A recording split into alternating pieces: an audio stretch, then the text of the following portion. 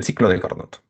El ciclo de Carnot también ya lo han visto, hasta la fórmula se la puede saber, pero el ciclo de Carnot es mucho más potente de lo que se imagina.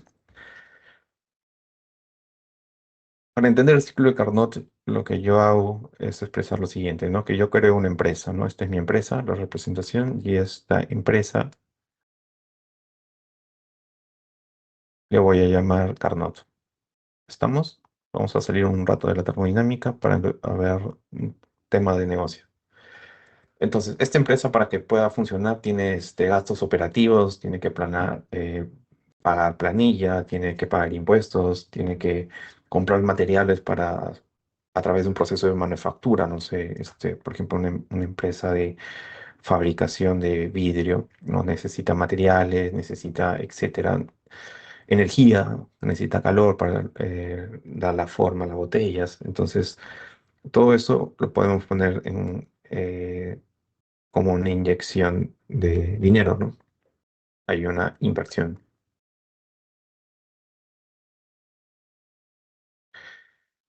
Y luego de esa inversión, cuando ya existen aquí los gastos, obtengo lo que son mis ganancias, ¿no?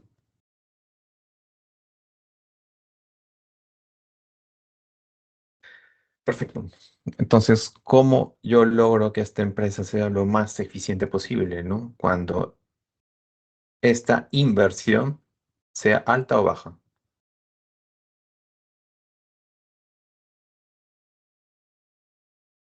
Tiene que ser baja, ¿no? Por lógica. Ahí creo que me lo estaban respondiendo. ¿Es correcto? Baja. Ujú. Y las ganancias sean altas, lo que me conlleva que las ganancias sean lo más altas posible. Al final, entonces, estas ganancias menos la inversión, me queda la ganancia en bruto, ¿no? Entonces, lo mismo vamos a analizar con el ciclo de Carnot. Va a haber zonas donde nosotros vamos a invertir y hay zonas donde vamos a ganar. En las zonas donde vamos a invertir energía, tenemos que ser las más bajas posibles y las ganancias tienen que ser las máximas posibles teóricas. Ahora, cuando un proceso es el más eficiente posible, yo tengo un diagrama presión versus volumen específico, tengo uno y quiero llegar a dos. ¿Cómo tiene que ser este proceso para que sea el más eficiente posible? Aquí se está expandiendo. ¿Cómo tendría que hacer ese proceso de expansión?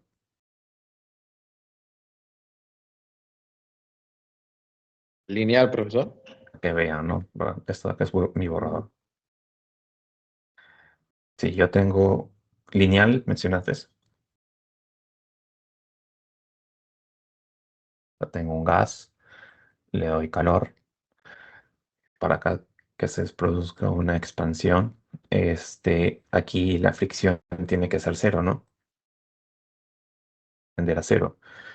Eh, Tiene que ser, vamos a decirlo, tiene que ser un proceso reversible.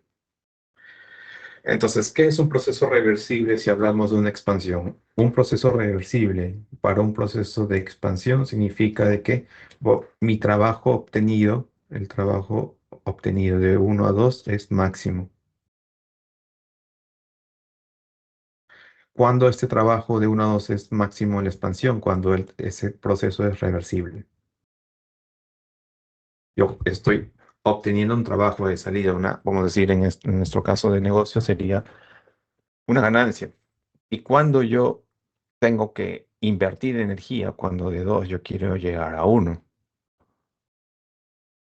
también a través de un proceso reversible, y esto también sería un proceso reversible. Entonces, el trabajo que yo invierto, que sería un trabajo, la inversión, vamos a decir que es negativa, poniéndole un signo de 2 a uno, es mínimo cuando es reversible.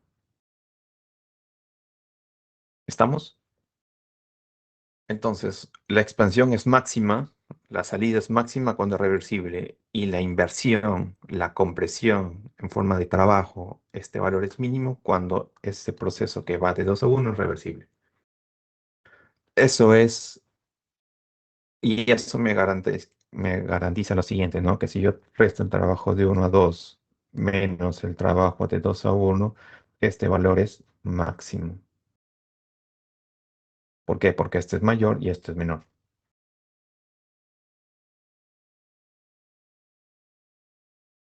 Sí, ¿se me escucha bien?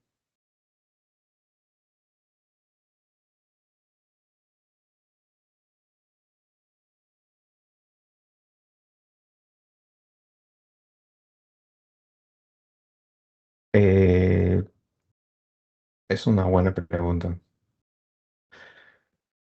Cuando hacemos una inversión, sí. Ahora lo vamos a ver, es una buena pregunta, ¿no? ¿Por qué positivo? ¿Por qué negativo, no? Positivo porque, según la convención de signos que habíamos visto, positivo es cuando es un trabajo de salida. Y cuando es un trabajo de entrada, una compresión es negativo. Por eso. Si lo quiere ver como energía que entra menos energía que sale, ¿no? Es igual a la variación de energía en el sistema. Entonces, esto lo vemos aquí con Carnot. Piar, piar.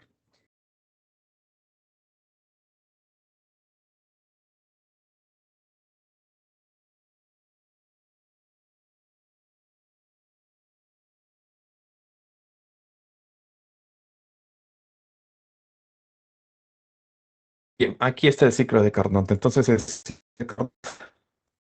consta de cuatro procesos, dos isotérmicos, de 3 a 4 es una compresión isotérmica, de 4 a uno es una compresión adiabática, de uno a 2 una expansión isotérmica y de 2 a 3 una expansión adiabática. Entonces, si es adiabática de 4 a uno y de 2 a 3 el calor es cero. Entonces, las dos formas donde ingresan calor es tanto de entrada de 1 a 2 y expulsión de calor de 4 a 3. Y tiene sentido, ¿no? Porque cuando nosotros hacemos una compresión, la presión aumenta y la temperatura también, ¿no? Bien, aquí ya está en inglés, en colores, creo que se entiende mejor. Entonces, ¿qué es lo que hace que Carnot sea el mejor proceso, perdón, el mejor ciclo de la termodinámica? Es de que los dos procesos, los cuatro procesos, perdón, son reversibles. Ya, olvidémonos que es isotérmico, adiabático. Eso es algo de segundo plano. Lo que me interesa es que todos los procesos sean reversibles. O sea, yo puedo hacer otro ciclo, no sé, un ciclo por aquí, otro por acá, otro por acá, otro por acá. ¿Ya? Si son reversibles, entonces es el mejor ciclo que puede existir bajo esos parámetros, ¿no? De presión y temperatura. Entonces, aquí en rojo. Lo importante o lo que no se menciona entonces, o no se ha hecho énfasis cuando se estudia Carnot, es que son los cuatro procesos reversibles. ¿Eso qué significa? Eso significa lo siguiente a la pregunta de la compañera. Bien, para empezar, ¿el sentido del ciclo es horario o antihorario?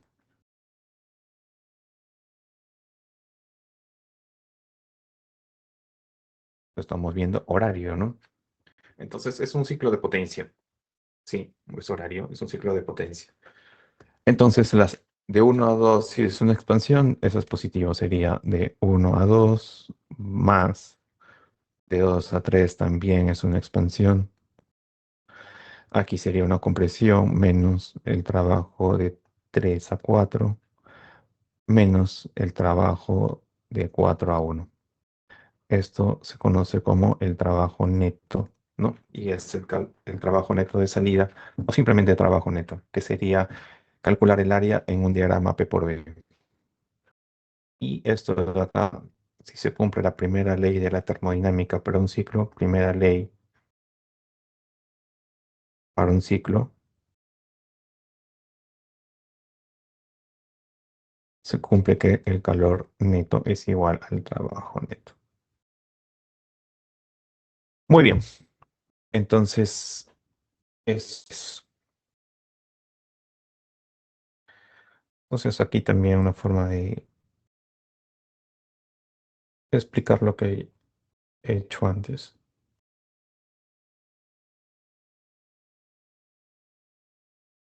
Es así. Insulation aquí es adiabático, o sea, no hay transferencia de calor en esta zona de acá. Aquí hay un proceso de expansión de 2 a 3, entonces se dice que se gana trabajo de salida, ¿no? Una expansión. Y yo tengo que invertir en la compresión, ¿no? Entonces sería un trabajo negativo. Entonces, lo que hace Carnot es maximizar este trabajo neto, el trabajo neto que vimos en la ecuación verde. Cómo se magnifica, cómo se hace más grande, esto sea máximo y esto de acá sea mínimo. ¿Ya? ¿Cómo logro eso, profesor? Haciendo procesos reversibles. Carnot, ¿qué características tiene? Que los cuatro procesos son reversibles, tiene dos isotérmicos y dos adiabáticos. Profesor, yo puedo crear un proceso que sea tres isotérmicos y tres adiabáticos, siempre y cuando sean reversibles, vas a alcanzar la misma eficiencia que el ciclo de Carnot. O sea, el ciclo de Carnot es el más eficiente de todos. Puedes crear otro ciclo, pero no vas a poder superar ese valor. ¿Por qué? Porque es el mejor que existe, porque es reversible. Ya, un poco trabalenguas, pero no hay que quedarnos que el ciclo reversible solamente es el de Carnot. También pueden existir otros ciclos más. Y aquí viene lo interesante. Como es una máquina térmica, y lo dijimos para los que llegaron temprano, que el objetivo de una máquina térmica, el sentido horario de ese ciclo, significa que su objetivo es la producción de trabajo basado en el calor invertido, ¿no? Hacemos esto de acá y obtenemos esta fórmula de acá de eficiencia que ya la hemos visto también en la primera parte, en la primera hora, en los primeros minutos de esta clase, ¿no? Sería uno menos Q sub L entre Q sub H. De aquí tomo una parte del Söngel. Espero que estén leyendo el libro.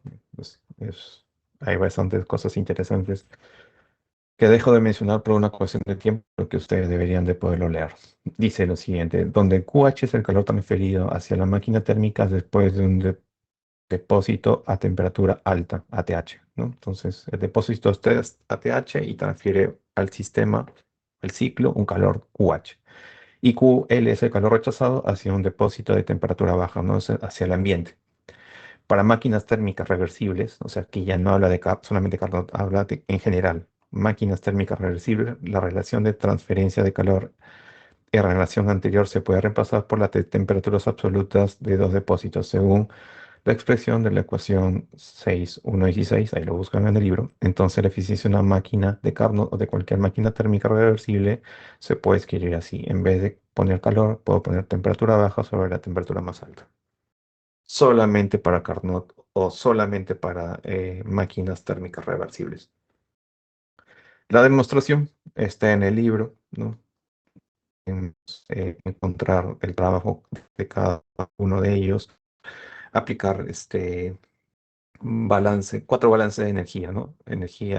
Balance de energía en el proceso de 1 a 2, de 2 a 3, de 3 a 4 y de 4 a 1. Juntas todo eso y al final te queda, sobre esta relación te queda esta data. ¿Ya? Se demuestra. Muy bien.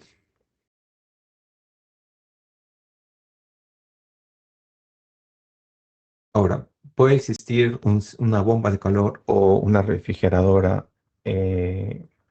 La mejor refrigeradora que puede existir en la vida es la que opere en un ciclo invertido del de Carnot. Entonces, el COP de una refrigeradora es QH sobre QL menos 1, ¿no? Y yo lo podemos, si es un Carnot invertido, en vez de QH, pondría la temperatura TH y abajo TL. ¿Ya? Perfecto. Entonces nos hemos dado cuenta de que esto no es 100%, va a depender de las temperaturas. Lógicamente, ¿cuándo es más eficiente un ciclo? ¿No? Cuando este número TL es lo más alto posible y este TH es lo más bajo posible, matemáticamente, ¿no? Bien, pequeño ejemplo de esto de acá.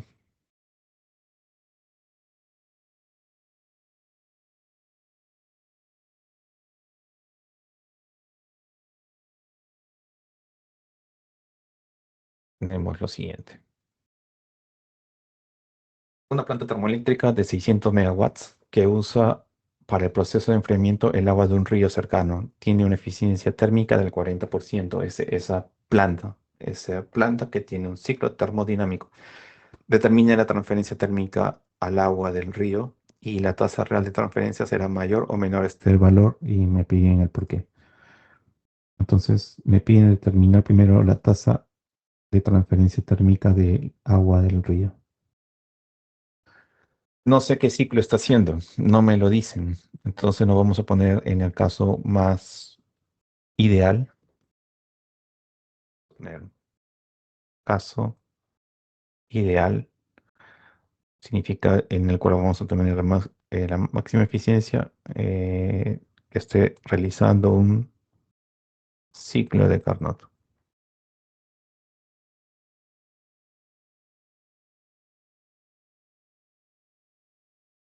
Entonces tenemos 600, tenemos 40%, entonces podemos hacer un poco de matemática. Nos están dando el trabajo neto. Tenemos eficiencia, podemos calcular entonces el watch. Mire, entonces,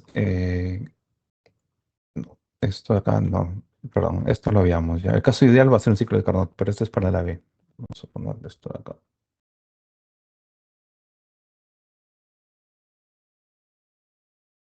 Voy a hacer acá una aclaración.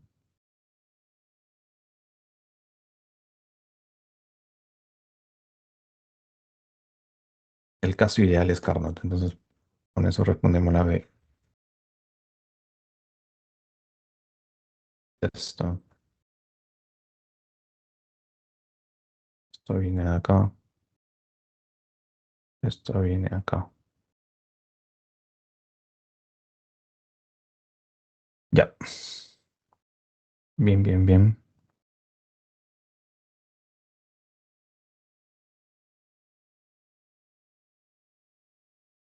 Bien, entonces aquí un poco de matemática, no es nada del otro mundo, ¿no? 600 megawatts, 40%, entonces el calor que ingresa a esa máquina, a ese ciclo térmico, es de 1500 megawatts. Si hacemos un balance de energía, podemos determinar cuánto es el calor que cede hacia hacia el río, ¿no? Porque está expulsando energía en forma de calor hacia el río. Entonces, para eso nos ayuda este esquema de acá.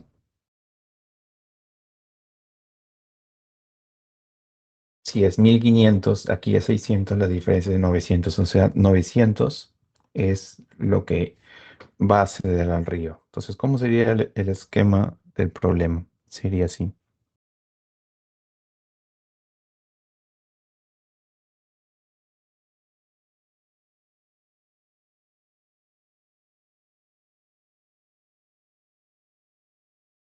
Sería así. Hacemos un balance de energía, ahí salen los 900 watts que se están viendo acá. El calor se expulsa al agua del río. Entonces, la planta térmica hace lo siguiente, ¿no? Toma agua del río, digamos a 10 grados Celsius, lo utiliza para enfriar, ¿no? Y luego lo devuelve esa agua de enfriamiento a una mayor temperatura de 20. Esto genera un gran impacto ambiental, ¿no? O sea, 10 grados es bastante. Lo normal debería ser unos 5 grados como máximo, pero eso está regulado bajo norma. Entonces, no, al igual que los desechos domésticos, no podemos botar a la alcantarilla a cualquier temperatura, porque si no, hay un problema microbiológico. Igual el impacto ambiental hacia un río, igual si fuese un mar, ¿ya? Entonces, lo que está entrando de energía en forma de calor hacia un río es de 900 megawatts. Ahora, la tasa real de transferencia de calor será mayor o menor a este valor, la real, ¿no? Borramos.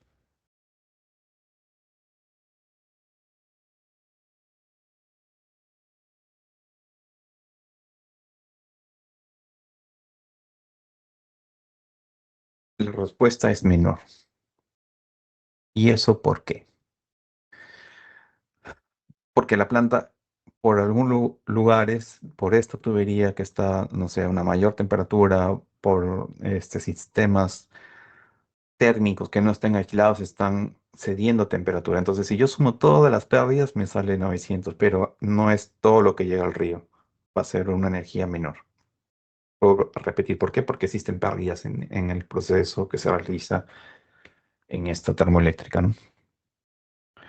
Bien, vamos con otro problema más.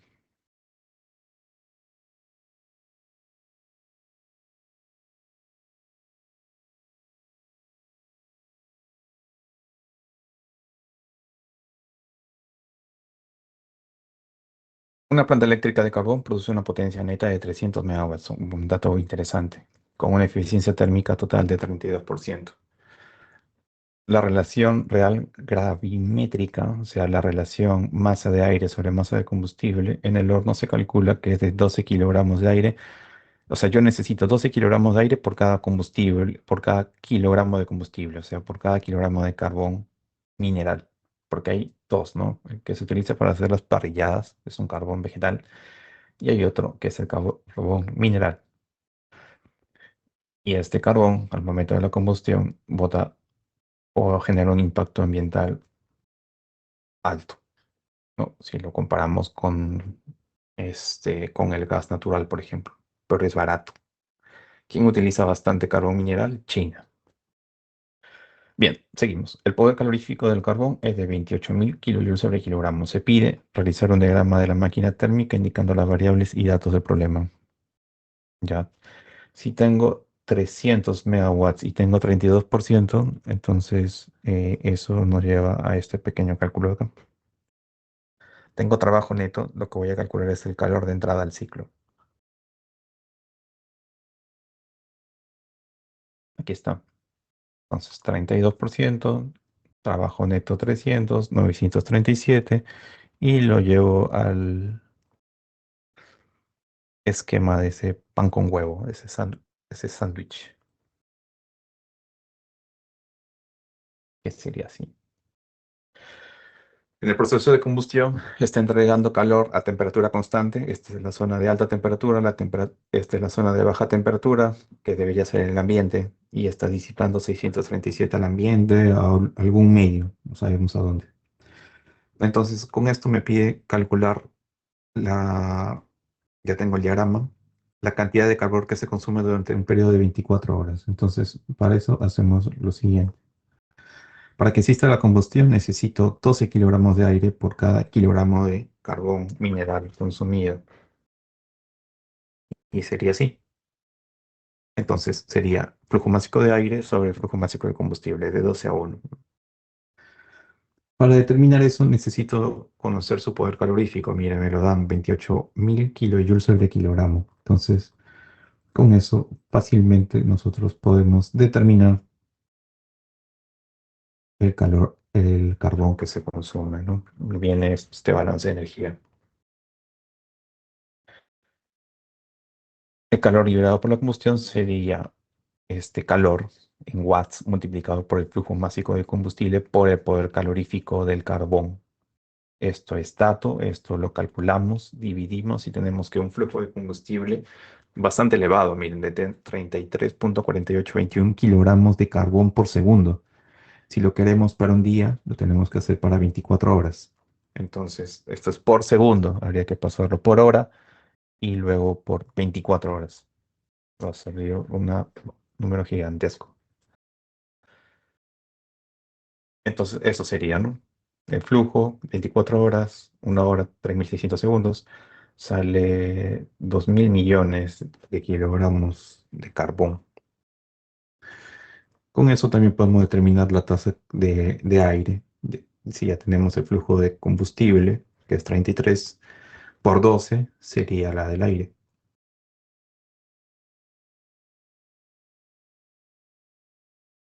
Aquí está. Y D, ¿qué me piden en la D? Determinar la tasa de calor rechazado. La tasa de calor rechazada ya lo vimos que es 637,5. Y listo.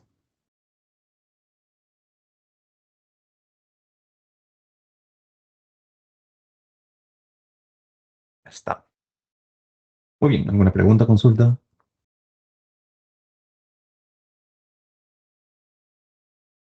¿Todo claro?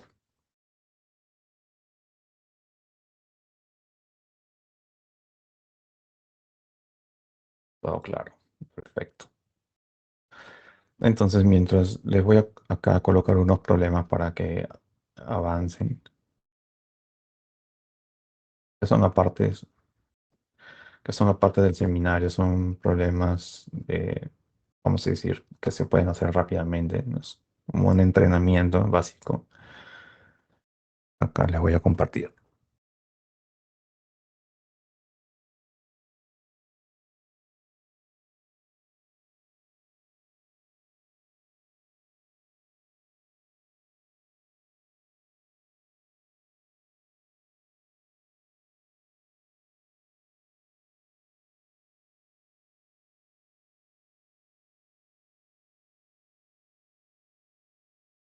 Ya está. Entonces, hay problemas ahí que ustedes pueden resolver.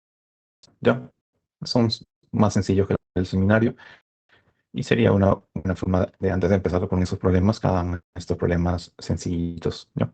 Como para entrenar. Bien, voy a guardar esto y seguimos.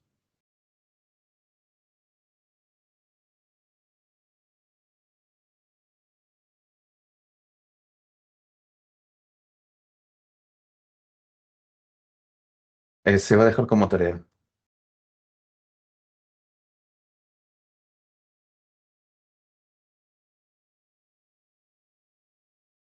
Claro, los voy a compartir. Voy a guardarlo de un minuto.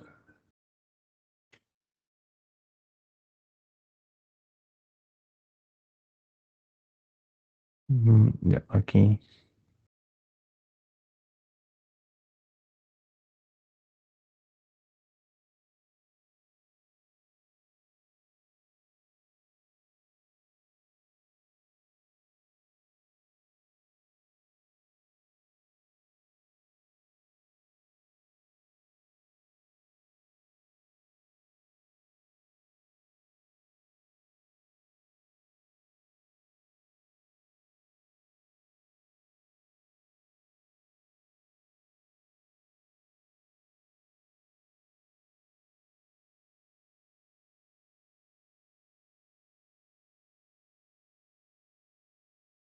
Mm,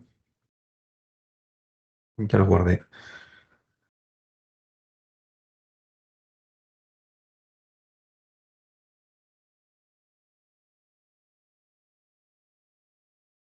A ver si se lo puedo compartir. Deme un segundo.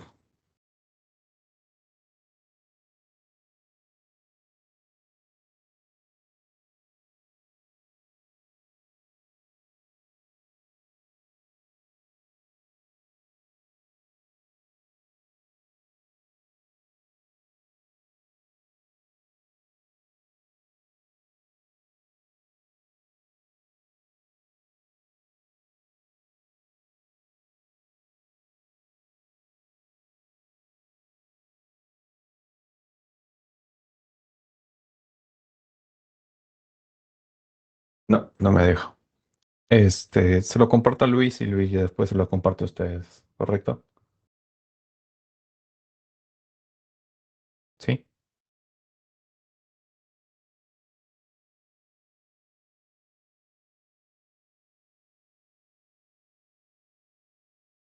Es como te lo comparto, ¿no? ¿Tiene mi número? Ok, a ver, escríbeme, por favor.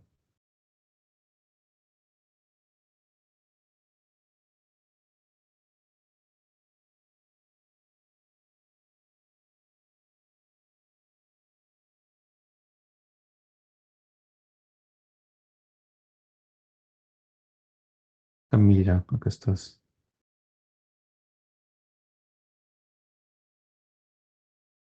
Mm,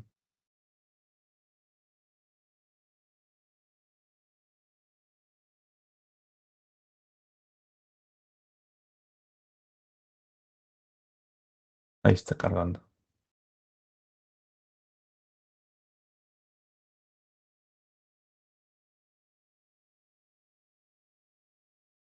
Listo, ahí debería haber llegado.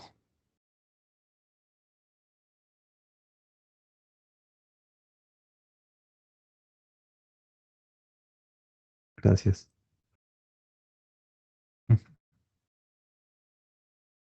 Una consulta, ¿se me escucha bien o se me escucha entre pausado? Se escucha bien, profesor, el audio. Sí, ok. Y ahora sí los escucho entre cruzado. Bien, vamos a compartir. Ujú.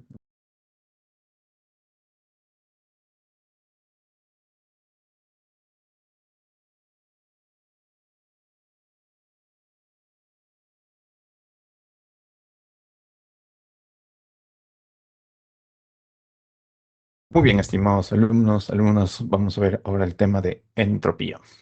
Nos habíamos quedado que la segunda ley de la termodinámica básicamente nació con la necesidad de definir el sentido en el cual van los procesos, ¿no? Muy bien,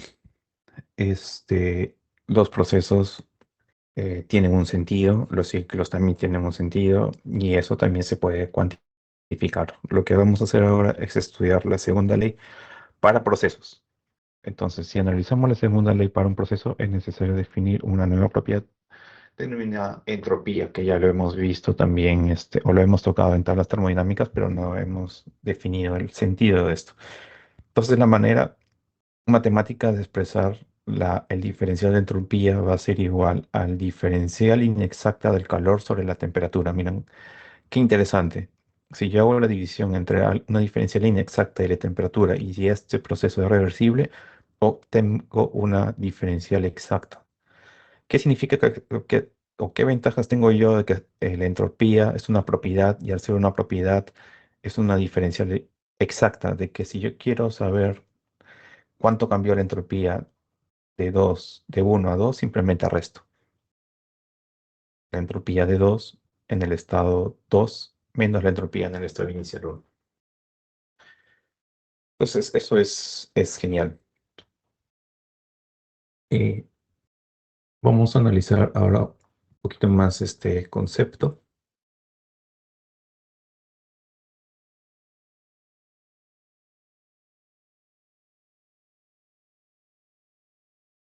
Incremento de entropía del universo. ¿Ya? Entonces, vamos a tener un bloque A que tiene una temperatura de 20,001 grados Celsius y otro cuerpo B que tiene una temperatura de 20. Entonces existe un diferencial de temperatura, por lo tanto va a existir un diferencial inexacto de calor. ¿Ya? Entonces la diferencia es muy pequeña, entonces lo podemos considerar como un diferencial, pero igual A está a una mayor temperatura que B, pequeña, pero lo está. ¿Ya? Entonces por eso que este diferencial de temperaturas lo ponemos como una diferencial exacta. Entonces vamos a asumir que el proceso es reversible, ¿ya? Y esto es posible asumirlo porque se está ejecutando ese proceso de manera este calor es casi nulo, ¿no? Existe calor, pero es muy bajo, por lo tanto que se va a enfriar y este se va a calentar muy lentamente. Entonces vamos a asumir que el proceso es reversible, ¿ya? Entonces para el cuerpo A tendríamos lo siguiente.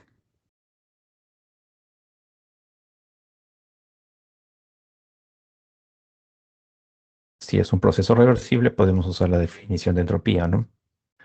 Que sería diferencial exacta la entropía del cuerpo A menos, le coloco menos calor saliendo.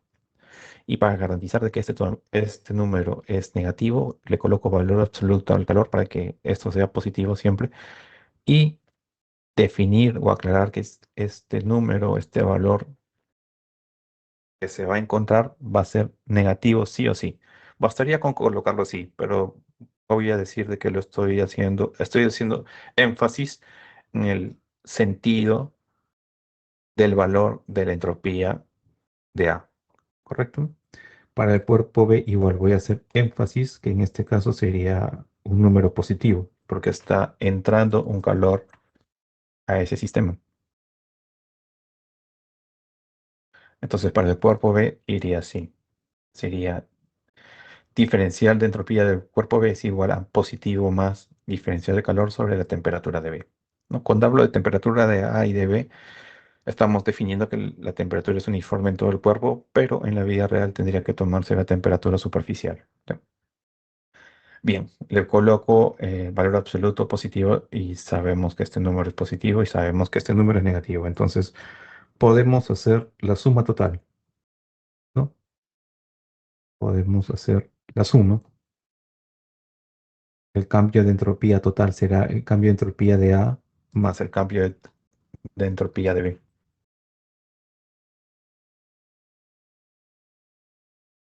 Así. Factorizo el diferencial de calor y tengo una resta de acá. Entonces, este número siempre es positivo, lógicamente, porque es un valor absoluto. Ahora, esto de acá será positivo o negativo. Habría que ver los valores. Este es 1/20 y aquí es 1 menos 20,001. Entonces, esta división es menor que este valor de acá. Entonces, por lo tanto, esta diferencia también va a ser siempre positiva. Entonces llegamos a algo interesante, ¿no? Que la entropía total es un número mayor o igual que cero. Muy interesante, ¿no? El cambio de entropía no puede ser negativo, no hay forma. Y lo estamos demostrando acá. Ahora, profesor, ¿y qué gano con esto? Ya está muy interesante el cuerpo A, el cuerpo B, pero ¿cómo lo podemos ampliar o generalizar este, esta información? De la siguiente manera. El cuerpo A va a ser mi sistema y el cuerpo B va a ser el medio externo, ¿no? Como lo vimos en la anterior clase, teníamos una taza de café, o podemos poner ese mismo ejemplo. Entonces, esa taza de café que está, no sé, a 60 grados Celsius, su temperatura superficial va a ceder calor. ¿Hacia dónde? Hacia el medio externo. Entonces, la suma de esos cambios de entropía del sistema y del medio externo va a ser un número positivo.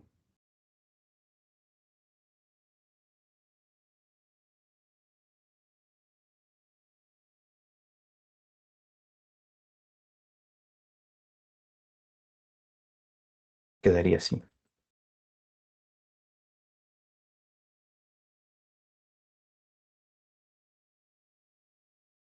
Ya está. Entonces, la entropía del sistema más el cambio de entropía del medio externo es un número positivo. Y en termodinámica nosotros definimos el sistema más medio externo es el universo. Eso es, creo que la primera definición que hicimos en el curso. Si se entendió esto, ahora podemos tener la siguiente imagen, ¿no?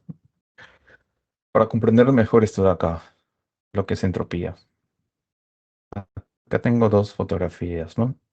Un alumno alguna vez me compartió la imagen de su cuarto, ¿no?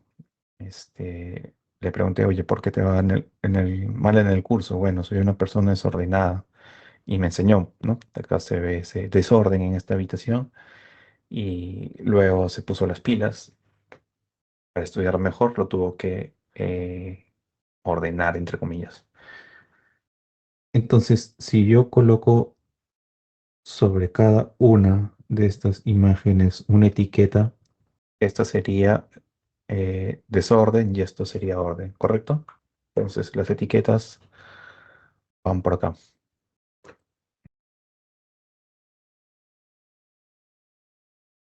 Esta habitación está desordenada, pero esta habitación está aún más desordenada.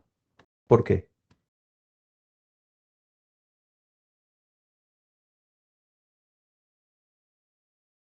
profesor, no es posible. Está más ordenada que el caso anterior. Miren, todas las cosas están en su sitio, los libros, su ropa, etcétera.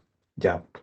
Pero para hacer eso, has tenido que hacer algo, ¿no? No se ha hecho por obra y gracia del Espíritu Santo, sino de que esa persona, ese alumno, ha venido y ella empezó a recolectar lo que está en el piso y ponerlo en su lugar. Al momento de hacer todo ese proceso, lo que ha hecho es un cambio en el sistema, ¿no? Ha movido las partículas del aire.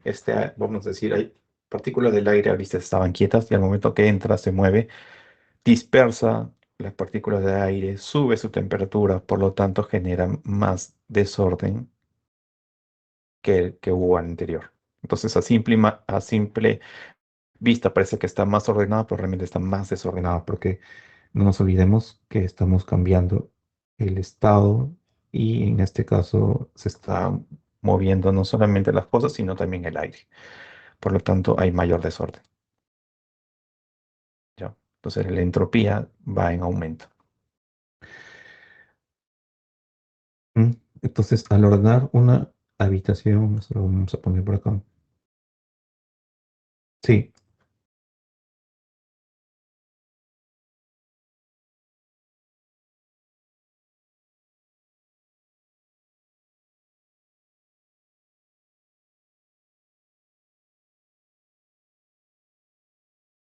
no te escucho, te escucho entrecortado, no sé si, si soy yo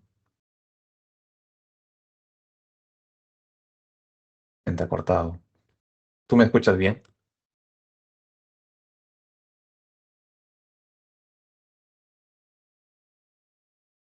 Si puedes poner tu consulta en el chat, es genial, ahí para poderlo leer. Ya, ahí voy a estar atento al chat. Bueno, mientras va poniendo su consulta a su compañera, entonces lo siguiente es muy importante. Al ordenar la habitación se genera más desorden, moléculas de aire que se mueven de posición, por lo tanto la entropía del universo. O sea, yo puedo bajar la del sistema, en este caso la habitación, bajó. Eso de hecho, ¿no? Se ve. Pero la del medio externo aumentó, ¿no? La que no vemos, que es el aire. Por lo tanto, si hacemos la suma de esos dos desórdenes, el número va a ser siempre más positivo, ¿no? O sea, mayor que cero. A ver, si esto lo vemos ahora, ¿qué pasa? Por ejemplo, hay dos formas de aumentar la entropía, antes que me olvide. La primera es con transferencia de calor. Yo le cedo calor a un cuerpo, aumenta su desorden, la agitación molecular, la entropía se incrementa. Y otra forma de aumentar la entropía en un proceso es el mismo efecto de cambiar de estado de uno a 2, ¿no? Si yo genero o hago un cambio de uno a 2 a un proceso termodinámico, ya de por sí genero desorden, porque tengo que generar una diferencia de presiones, una diferencia de concentraciones, una diferencia de algo. Entonces, ya al hacer ese delta de algo y, o al haber fricción, ya genera el proceso que sea irreversible. Entonces, aquí ahí su compañera ya me escribió. A ver, dame un minuto para copiar esta imagen.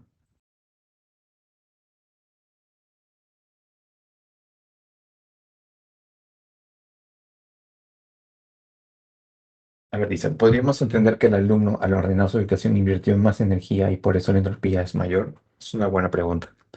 No, una cosa es la energía y otra cosa es la entropía. La entropía, bueno, para entenderlo a nivel de ingeniería como desorden, pero es mucho más poderoso que eso. En la Facultad de Ciencias o los físicos puros estudian la entropía como información, ¿no? Entonces hay la termodinámica también para los agujeros negros, ¿no? Y igual para los agujeros negros la entropía también aumenta. ¿Cómo se verifica eso? Porque la información, entre comillas, no es destruida, ¿no? Sino que es contenida. Es otro tema. No es tanto la idea, es el orden que estamos cuantificando. Ordenar la nutrición se genera más de eso, lo que les había comentado. Por ejemplo, una botella de agua en la refrigeradora, yo extraigo calor. Entonces, esto puedo extraerlo tanto calor que puede convertirse en hielo. Entonces, las partículas ya no están tan libres, sino que están más juntas. Entonces la entropía disminuye. Pero para yo hacer funcionar esta refrigeradora, ha generado más desorden que el orden que puedo generar en la botella. ¿Me dejo entender? Porque ha habido un ciclo de refrigeración, porque necesito corriente y esa corriente no ha nacido de la nada, viene a través de una hidroeléctrica que genera también desorden, entropía, o termoeléctrica, lo que fuese. Entonces, siempre, siempre va a ser mayor o igual que cero. ¿Cuándo será cero? Ya lo veremos, ¿no? Cuando sea un proceso reversible. Entonces, aquí nosotros hablamos de entropía generada. La entropía generada sería así.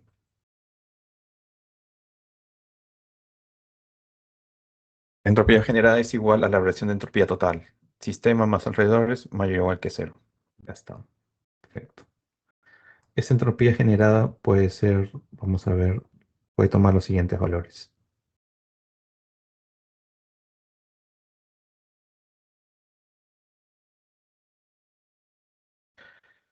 Para un proceso irreversible, real, o sea, todo proceso en la naturaleza es un proceso irreversible, la entropía generada mayor que cero.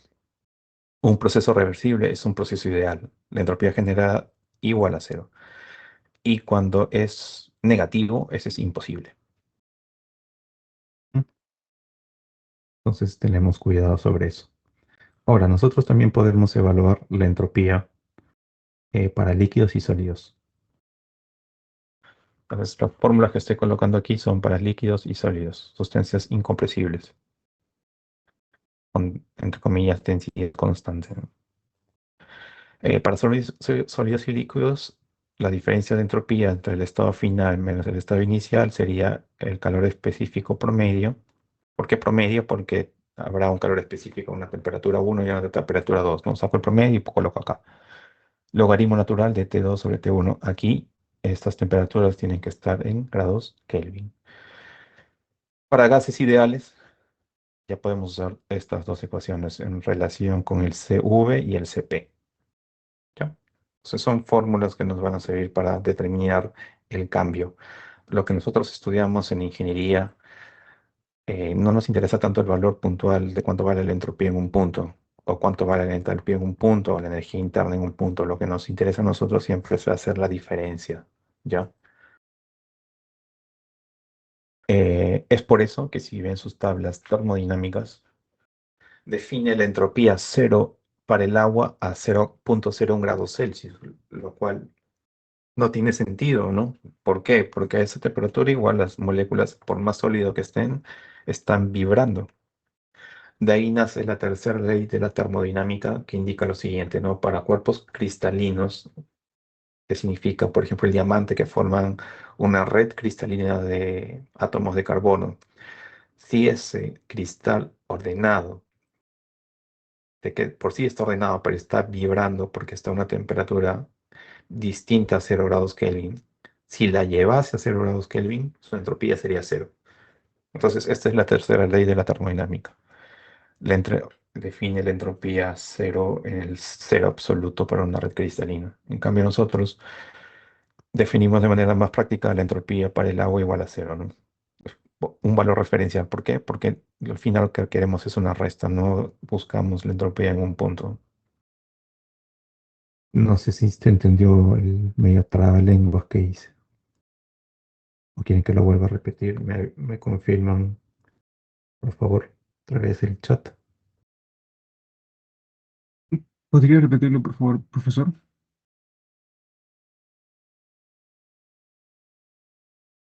Ok. Y buscas la entropía del líquido saturado a 0,0 a 0,01 grados Celsius, que serían el estado de la temperatura del punto triple del agua, vas a darte cuenta que indica cero. Y una entropía cero significa que todo está ordenado, que no hay movimiento, no hay vibración, lo cual es falso, ¿no? Entonces, por facilidad, ¿no? Nosotros definimos un valor de referencia, que sería ese punto, y sobre eso hacemos restas, y con eso está tabulado todas las columnas de entropía, ¿no? Han hecho procesos desde esa temperatura, esa presión, hacia adelante. Ahora, la tercera ley de la termodinámica de manera formal define la entropía cero para redes cristalinas, en diamante, por ejemplo, en el cero absoluto, a 0 grados Kelvin. Y ya saben que el 0 grados Kelvin no existe en el universo, ¿ya? Siempre es mayor que 0 grados Kelvin, entonces no existe la entropía igual a cero. Ahora sí, se entendió mejor.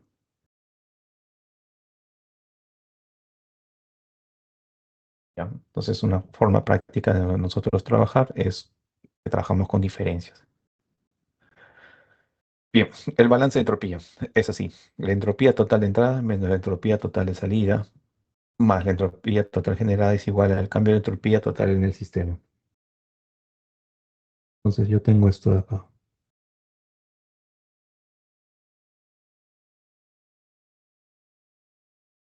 Tengo este sistema de flujo. ¿Ya? Este sistema de flujo, no sé si es estacionario o transitorio. Entonces, si fuese estacionario, miren, esto de acá sería cero. Si fuese transitorio, lo tengo que calcular. Entonces veo las entradas. ¿Qué entradas tengo? El flujo másico de uno y el flujo másico de 2. Entonces, aquí recordar el orden que debemos de realizar los problemas es primero garantizar lo siguiente: el balance de masa, el balance de energía y el balance de entropía finalmente, ¿no? Vamos en ese orden. Imaginémonos que hicimos el de masa y el de energía, vamos al de entropía.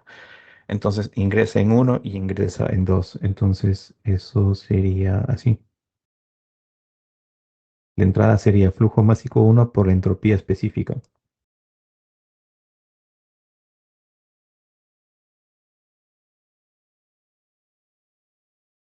¿Estamos bien hasta ahí? Uno y dos, entrada. Las salidas, tengo la salida que sería por el flujo en 3, la salida debido al calor y el trabajo de salida o de entrada no genera cambio de entropía, entonces el trabajo no cuenta en la ecuación, ¿ya?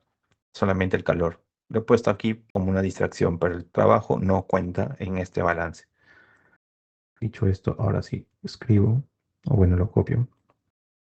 No se vayan a obviar, ¿ah? El trabajo no se cuenta. Lo que se cuenta es sí el calor en función o dividido sobre la temperatura, siempre y cuando este proceso no es cualquier calor, tiene que ser reversible. Si no es reversible, yo no puedo hacer esta división. Ya, entonces dentro de mis consideraciones tendría que poner asumiendo un calor reversible. Que sería, ya habíamos visto cómo lograr o cómo acercarnos a un proceso reversible, ¿no? Que sea los deltas, por ejemplo, de temperatura sean bastante cercanos a cero, más el cambio de entropía del sistema, más la entropía generada, más el cambio de entropía en el sistema. ¿Qué tiene que cumplirse? Tiene que cumplirse esto de acá, ¿no? La entropía generada tiene que ser mayor o igual que cero.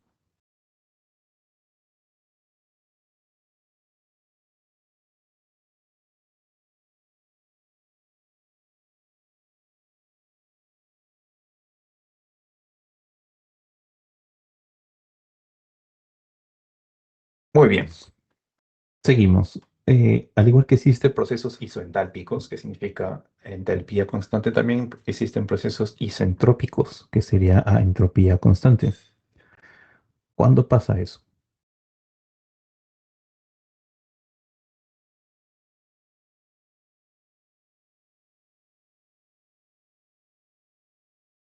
Un proceso isoentrópico significa que de uno a 2 la entropía es la misma. ¿Cuándo sucede eso? Si un proceso es adiabático y a la vez es reversible, es isoentrópico. Miren lo que estoy diciendo, ¿ah? Vuelvo a repetir. Un proceso diabático sin transferencia de calor y de uno a 2 es reversible, por lo tanto es isoentrópico. Pero no ocurre lo contrario. No todo proceso isentrópico necesariamente sea diabático reversible.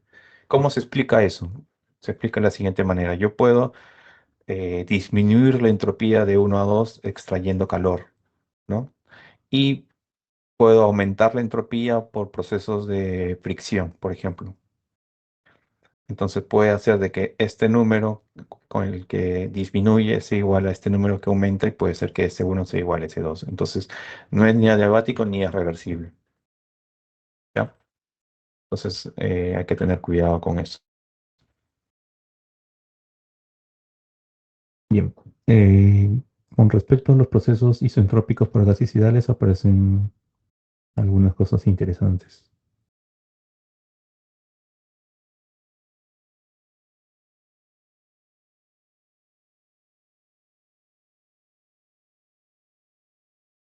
Procesos isentrópicos para gases ideales serían en esto de acá, ¿no? La fórmula de politrópico.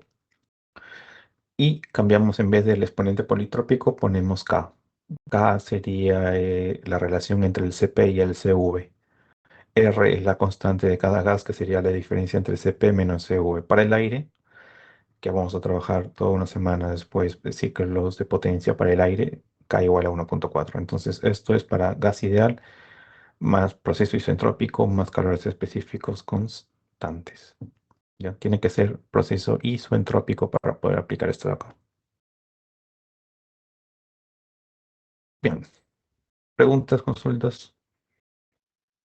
¿Vamos bien? Vemos esto un poco acá. ¿Todo claro? Perfecto.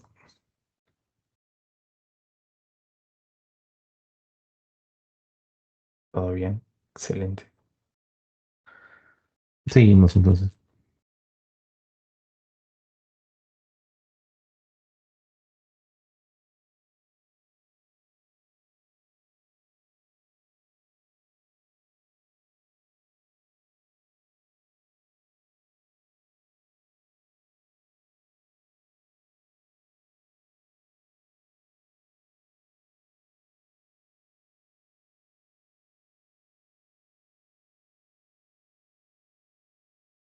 Bien, vamos a analizar eficiencias isentrópicas para sistemas estables. Ya, vamos a analizar para dos casos, para turbinas y compresores. Esta turbina, la que vamos a analizar, es una turbina diabática. Ya, tanto el compresor como la turbina tiene que ser adiabática para aplicar la fórmula que estamos aquí, turbina adiabática.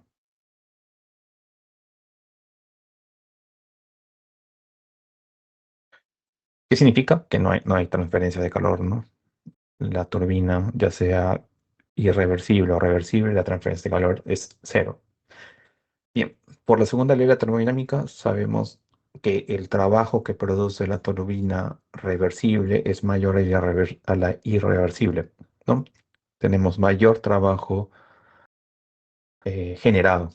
Esto es mayor que lo irreversible. Por eso lo que nosotros buscamos es siempre acercarnos a lo eh, irreversible, acercarnos a lo reversible. ¿Ya? ¿Cómo hacemos eso? Disminuyendo la fricción, que no haya tantos, que los gradientes de temperatura, presión, concentración no sean tan elevados, ¿no? Lo cual en algunos casos son limitantes importantes. Entonces, al ser una turbina reversible, se obtiene el mayor trabajo de salida. Al final, lo que yo quiero en una turbina es obtener trabajo. Entonces, eso se puede representar aquí en un diagrama HS, un nuevo diagrama que también se conoce como el diagrama de Molière. Aquí dice lo siguiente: la mejor turbina es cuando es reversible y es adiabática, por lo tanto es isentrópica, por lo tanto la entropía de uno es igual a la entropía de 2. Entonces, la mejor turbina en un diagrama de Molière va a ir de 1 a 2 de manera vertical. Este 2 es 2 ideal, porque eso no va a suceder. Realmente existen irreversibilidades, por tanto la entropía a la salida va a aumentar y va a estar por acá. ¿Qué tienen en común 2 ideal con 2 real? Que tienen la misma presión. Entonces, esto acá tengo dos isobáricas y voy de 1 a 2 ideal o de 1 a 2 real.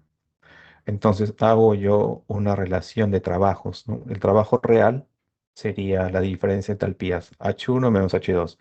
Y el trabajo ideal tiene una mayor cota. Se ve, ¿no? De aquí hasta acá, esta dimensión es mayor. Entonces sería H1 menos H2 ideal.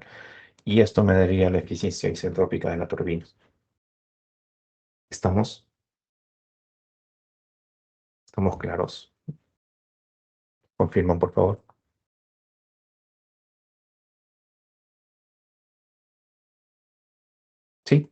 Bien, continúo.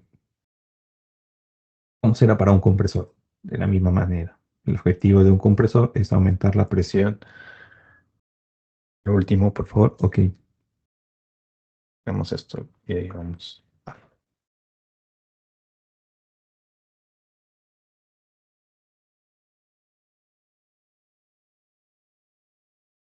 Lo que mencioné es lo siguiente. La eficiencia isentrópica es una relación de potencias producidas. La real contra el ideal. ¿Quién va a ser mayor? El número que es mayor siempre va abajo en una eficiencia. Entonces, lo que es mayor es el trabajo ideal. ¿Cuándo es el trabajo ideal? Cuando es adiabático reversible. Por lo tanto, aplico balance, ¿no? Calor es igual a cero, lo que entra, lo que sale, y te queda trabajo, ¿no? Sería flujo másico por la entalpía de uno menos la entalpía de 2 igual a la potencia de la turbina. Entonces, por eso es que aquí el flujo másico en ambos casos es igual, se elimina y por eso es que solamente queda una relación de entalpías, pero realmente es trabajo, asumiendo el mismo flujo másico.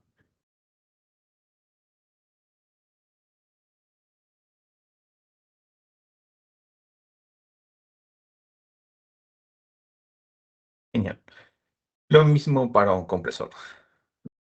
Tenemos un compresor adiabático reversible, es el mejor de todos. ¿Qué significa que sea el mejor compresor? Que yo, el trabajo que voy a necesitar para hacer esa compresión es menor. Requiero menos energía para hacer la compresión. Entonces, el trabajo de compresor irreversible real es mayor al reversible. El trabajo reversible hace que requiera la menor energía para hacer ese cambio de estado de uno a 2. ¿Cómo es de uno a 2? Voy de una baja a una alta presión. ¿Cuándo es el mejor compresor? Cuando va isoentrópicamente, de uno a 2 ideal. ¿Cuándo es isotrópico el compresor? Cuando es reversible y adiabático.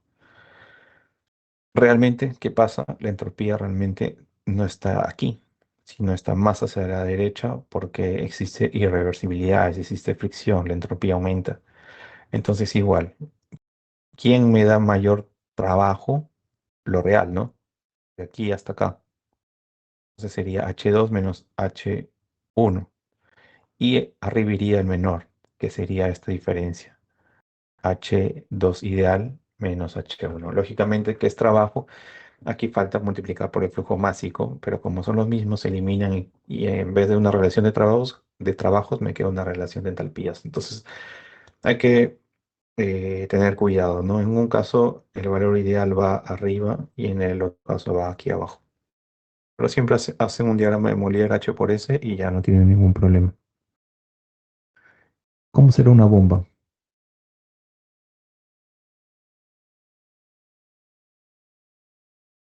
La bomba, su función es aumentar la presión de líquidos. Entonces sería así, ¿no? Eh, la mejor bomba que puede existir es lo que hace un proceso reversible. Esa es la mejor, ¿no? Y eso se calcula a través de la segunda ecuación de Gibbs, que sería menos la integral del volumen específico diferencial de presiones. El volumen específico, como estamos hablando de líquidos, sustancias incompresibles, no varía mucho con la presión, la densidad sale fuera de la integral y quedaría esto de acá.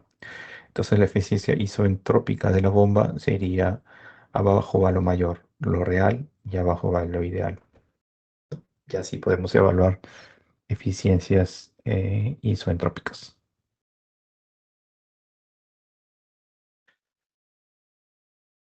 Bien, ¿no? Que también podríamos usar esta relación, ¿no? Sería, no sé, el H2 ideal menos el H1 entre, o sea, me va bien con esto de acá, H2 menos H1, ¿no? Es lo mismo. Ya. Vamos a ver un pequeño problema.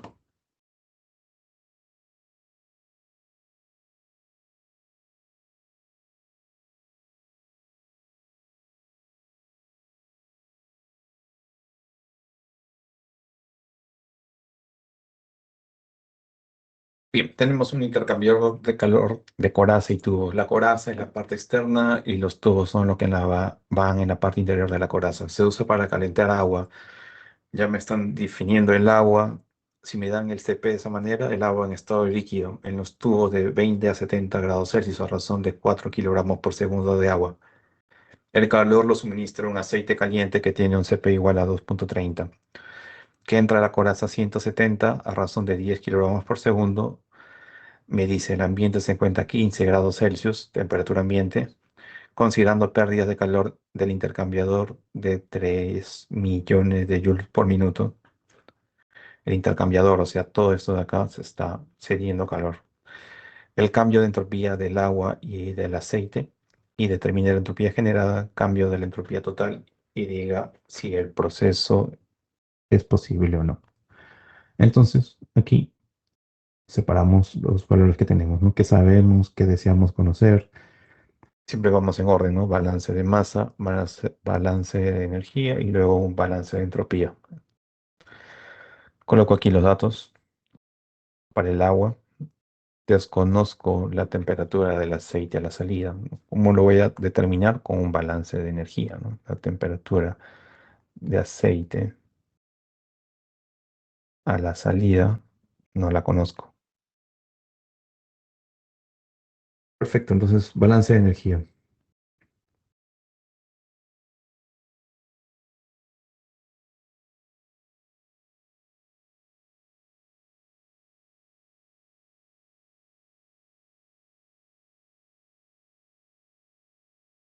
Ya, entonces para igualar el cambio de entropía, primero balance de energía, lo que les había comentado, lo que entra, lo que sale. Tengo una entrada de agua, tengo una entrada de aceite y tengo una salida de agua y una salida de aceite. Entonces,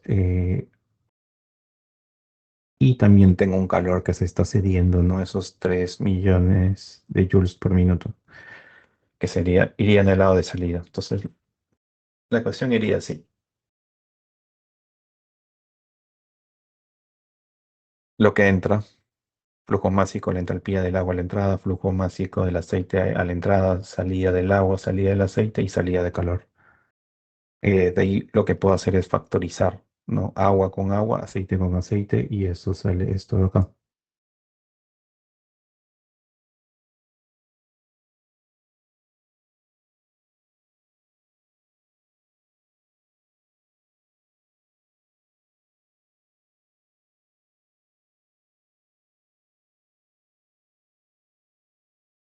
Factoricé, ¿no? Porque he puesto que este valor es negativo. ¿Qué pasa con el agua? ¿El agua se calienta o se enfría? El agua se está calentando. Esto es 20, sería 20 menos 70. Entonces este valor es negativo. ¿Quién se calienta? ¿Quién se enfría? El aceite. Positivo. ¿Quién se calienta? El agua. Negativo. Comparando entradas y salidas, ¿no? Muy bien. Luego, lo que cede uno es lo que gana el otro. Sí. Este sería el calor cedido. Este es igual al calor ganado más al calor perdido. Asumiendo el aceite como líquidos incompresibles, entonces la entalpía es función del Cp por la temperatura y me han dado el Cp, por lo tanto puedo determinar las entalpías.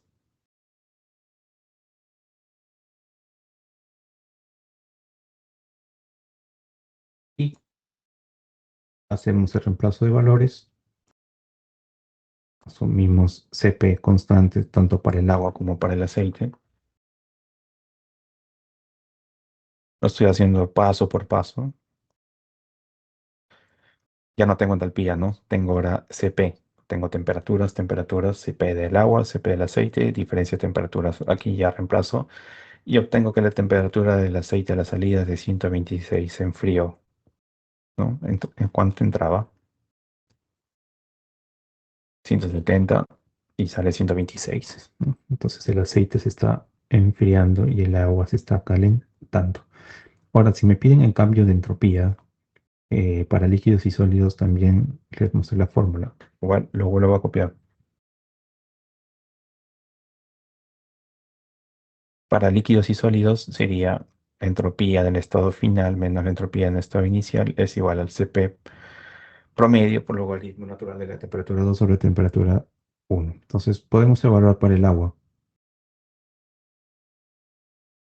¿Ya? Vamos a ver. Entonces para el agua sería así.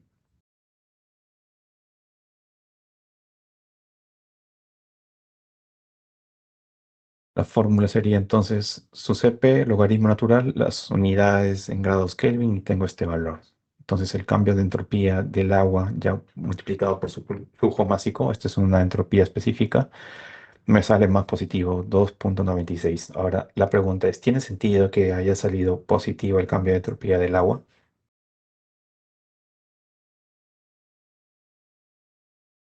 Sí, ¿no? ¿Por qué? Porque está ganando calor. El agua se está calentando, se está volviendo más desordenado, por lo tanto la entropía aumenta. Lo que debería disminuir es la del aceite, porque se está enfriando. Entonces, vamos por acá.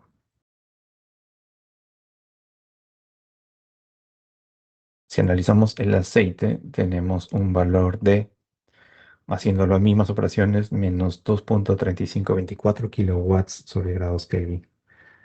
Hacemos un balance de entropía ahora.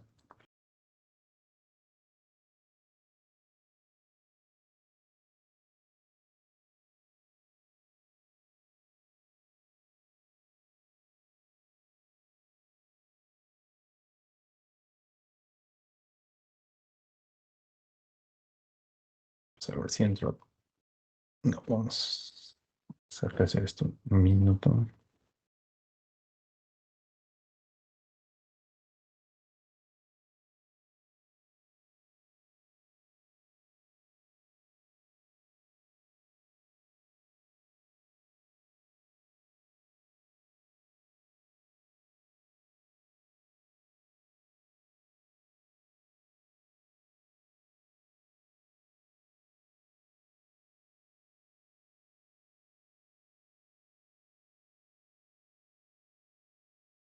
Entonces tenemos el balance de entropía, ¿no? Entonces, entropía total de entrada menos la entropía total de salida más la entropía total generada igual al cambio de entropía del sistema. Si asumimos que el sistema de ese intercambiador de calor es estacionario, entonces esto es cero.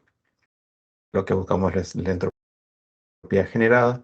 Asumimos que este calor de salida es un calor reversible, por lo tanto, para definirlo como entropía, lo dividimos sobre la temperatura en grados Kelvin. Y eso es lo que estamos haciendo acá. Y al final, si hacemos las sumas, las restas, tenemos un valor positivo de 0,78121. Como la entropía generada es positiva, por lo tanto el proceso es posible. Lo que buscamos, haciendo aquí un recordar, qué proceso es mejor que otro, lo tenemos que evaluar en base a la primera y a la segunda ley. A la primera ley sería qué tan eficiente es, ¿no? Con la fórmula de energía, lo que se busca entre lo que se invierte. Y luego la eficiencia, basado en la segunda ley de la termodinámica, es hacer una comparación entre la entropía generada y lo ideal. Lo ideal sería cero. Entonces, ¿cómo yo comparo cuando un proceso es más eficiente en base a la segunda ley cuando este número es más pequeño? ¿Qué significa que el número sea más pequeño? Que la energía que tenemos la hemos aprovechado de mejor manera para poder producir trabajo útil.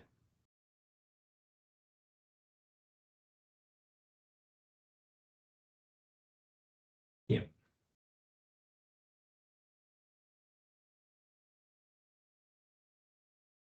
vamos acá.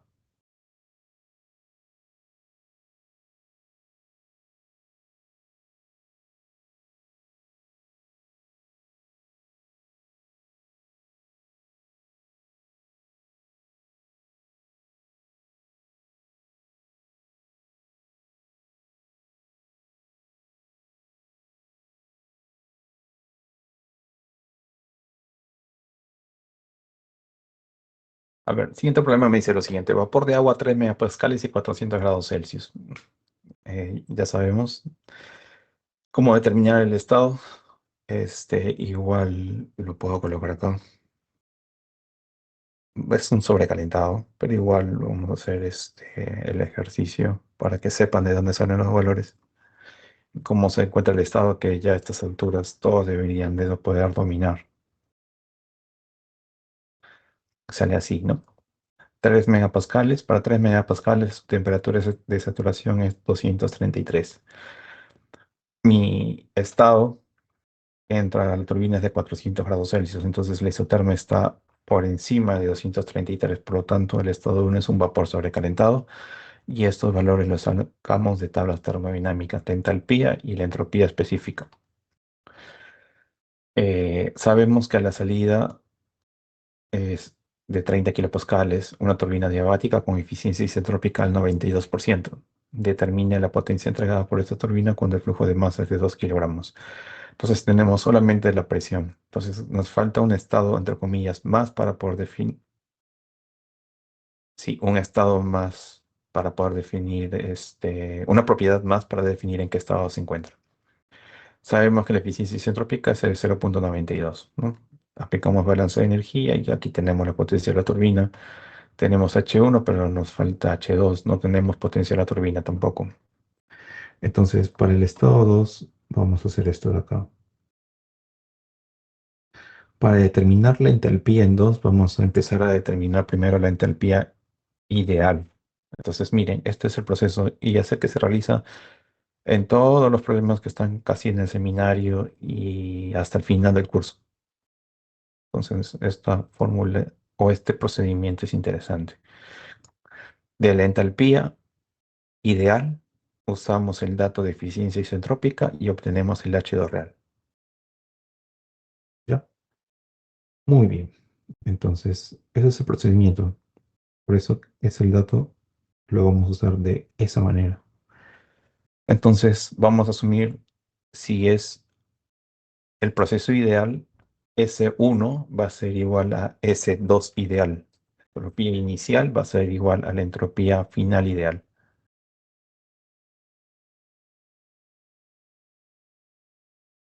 Y acá dice, no, si la turbina fuera ideal, o sea, fuese reversible, y también adiabática sería isentrópica. Por lo tanto, S2 ideal es igual a S1 y S1 ya lo tengo de dato.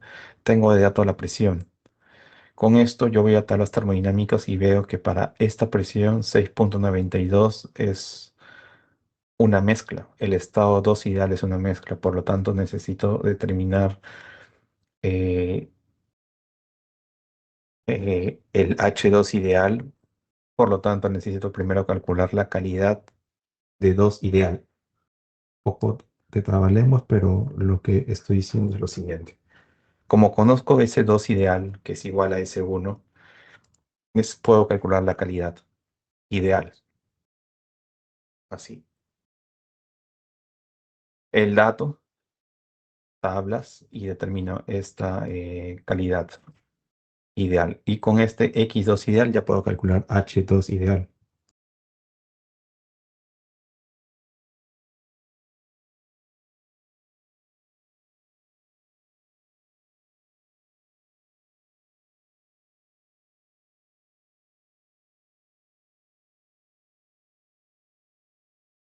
Entonces, H2 ideal sería igual, en tablas termodinámicas saco el H sub F, el HFG, y ya tengo esto de acá, solamente reemplazar, y tengo 2335,14. Ahora, ¿cómo calculamos el H2 real? Porque es lo que nos interesa, siempre trabajamos con el real. Para hacer los balances siempre se hacen con los reales, ¿no?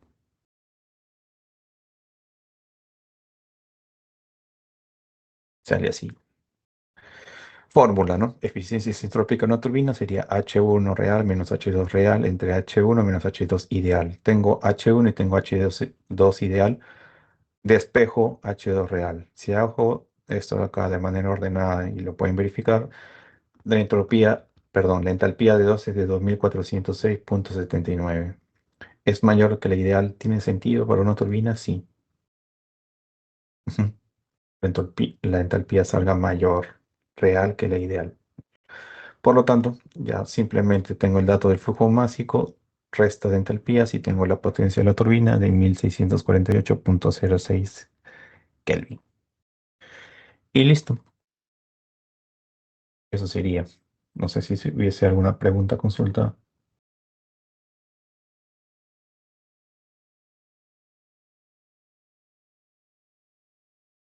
Ninguna. Ya, voy a dejar de compartir.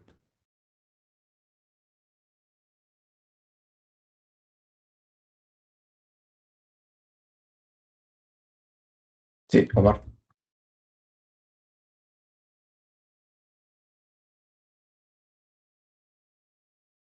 Sí, no te escucho. ¿Me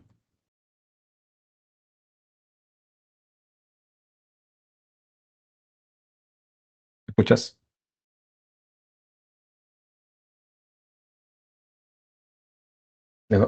Vi tu mano levantada. ¿Tienes alguna consulta, Omar?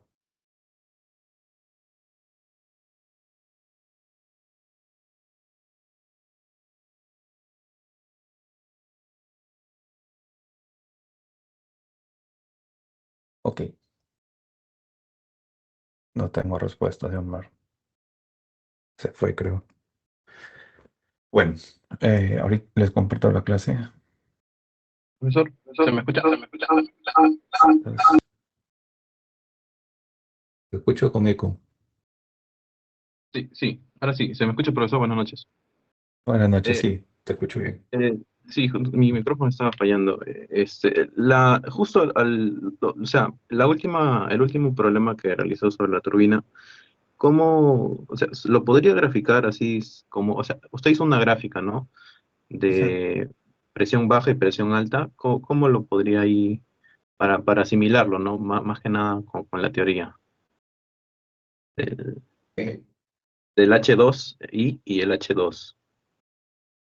En este caso iría de baja a alta. de baja a alta. ¿Qué hace la turbina? ¿Expande o comprime?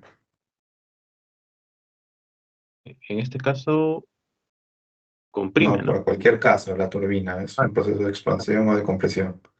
compresión. Entonces, ¿cómo iría la gráfica? Eh, de alta a baja, entonces, hacia abajo. Sí, ajá,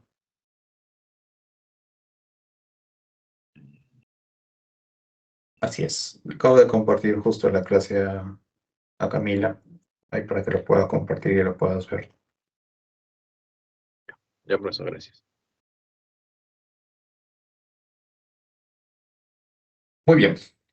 Si ya no hay más consultas, lo que tocaría ahora sería un trabajo grupal, pero como están la mayoría de viaje, entonces la clase va a llegar hasta aquí nada más. La próxima semana aprovechamos, tenemos práctica y también tendremos un tiempo para poder hacer este problema sobre este seminario. ¿Ya? Listo, entonces por mi parte eso sería todo. Muchísimas gracias y ya nos estamos viendo la próxima semana. Está bien, profesor. Muchas Gracias por gracias. su Perfecto, tiempo. Hasta luego. gracias. Hasta luego.